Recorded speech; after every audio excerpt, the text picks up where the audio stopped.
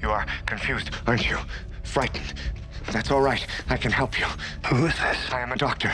Now you must listen to me. Dark City is one of those movies that at the time of release, I didn't go and watch at the theater. It came up randomly on a cable movie channel, and it was dark and dingy, and it caught my eye immediately. It's one of those movies that got made in the 90s because they took the chance on a script that was a hard sell. Dark City has a unique concept that literally opened up the door for movies like The Matrix and Memento to be accepted into the mainstream. But with all that, not a lot of people have actually seen it. So, is it any good? Let's find out. I'm Meffistoe. Like, share, and subscribe because this is my review of the movie Dark City. Mr. Murdoch, yes? Where is he? He just left not 5 minutes ago.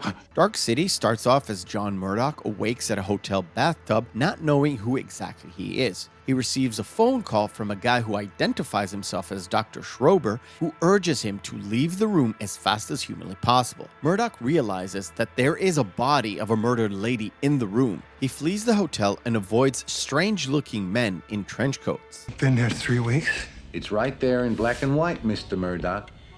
Day and date. A police detective is called in to investigate, and he suspects that John Murdoch is responsible not only for the killing in the room, but for other similar murders of prostitutes in the last couple of months. What's that make so far, Hasselbeck? 6 hookers and all? I believe so, sir. Give the man an A for effort.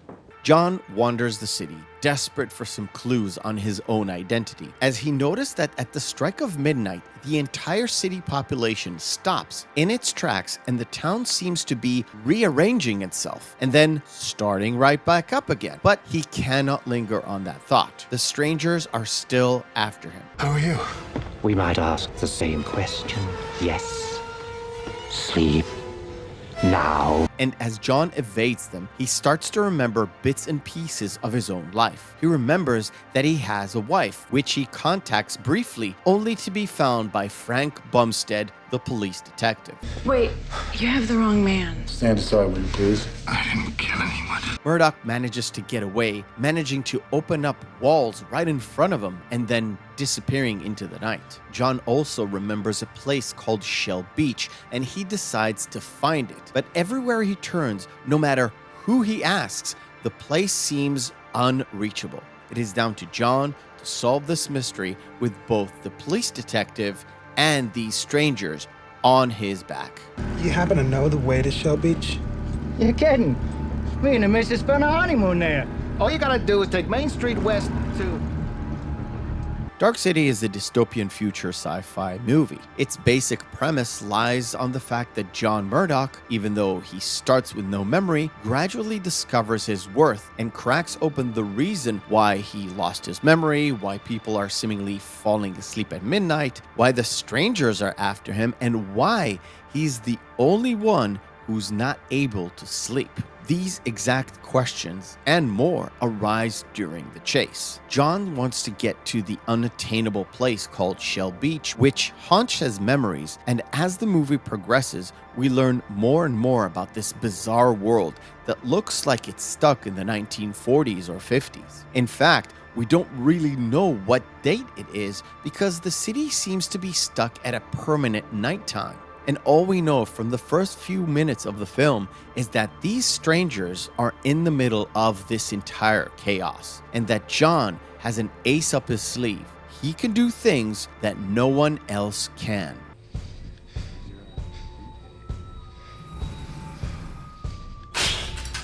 We covered this movie a while back on our live show, and our guest mentioned something very interesting. This is not spoiling the movie if you have not seen it, but it is a fascinating point. Our guest said that Dark City and The Matrix have the same exact storyline, but they both have done it in a very unique way. He also mentioned that Dark City does in 1 hour and 50 what The Matrix does in about 3 movies. And after he said that, I was completely gobsmacked. Because I've seen Dark City a few times in my life, and I've seen The Matrix countless times, and I've never made that connection. Of course, you'll have to watch the movie and let me know in the comments section if you agree or do not. If I go deep into it, I will actually spoil the movie, so check out the show that we've done and let me know. I will, however, say that it is very funny because the two films are connected in a different way. Dark City was shot in Australia at the Fox Studios. A year later, The Matrix was shot at those same studios, and parts of the Dark City set made it into the Matrix city set.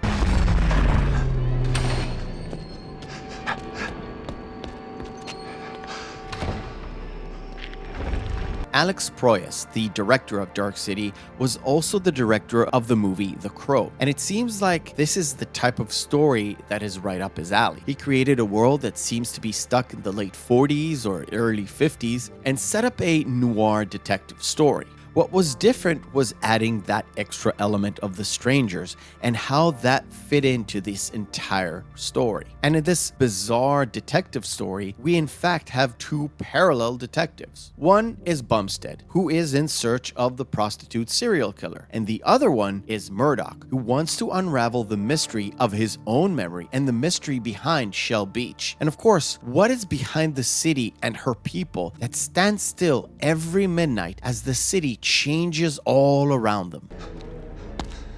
Wake up! Hey! Wake up! The movie itself is intriguing and engaging, and the mystery slowly unfolds before your eyes. As opposed to The Matrix, which kind of tells you everything you need to know right at the first act, as opposed to The Matrix, which tells you everything at the beginning, and you slowly learn to accept it, just like Neo, John Murdoch is constantly searching his mind to find the answer, because we, as the audience, can see all three viewpoints, the other two being the strangers and Bumstead. We piece together what exactly is going on and how does Dr. Schreiber fits into all this equation. It's a hidden gem of a movie that fits within it sci-fi, detective noir, and high-concept philosophy. A movie that took its style of inspiration from movies like Metropolis and Terry Gilliam's Brazil, but also introduces deep philosophical questions about memory and perception that we again expanded upon in The Matrix and later on in Memento. I highly recommend you pick up this movie to watch. And if you do, please make sure it is the director's cut, which is now sort of the default version, since the original theatrical cut included an opening monologue by Kiefer Sutherland, who plays Dr. Schreiber, which in fact gives about 75% of the plot in the first few minutes, and the mystery is all but gone for the rest of the movie. It is a great movie, and I really hope more people would watch it and enjoy. It appears that John has suffered a psychotic break. Complete memory loss. He may be delusional. I thank you for watching, and remember, hope is a good thing, maybe even the best of things, and no good thing ever dies. I'll see you on the next video.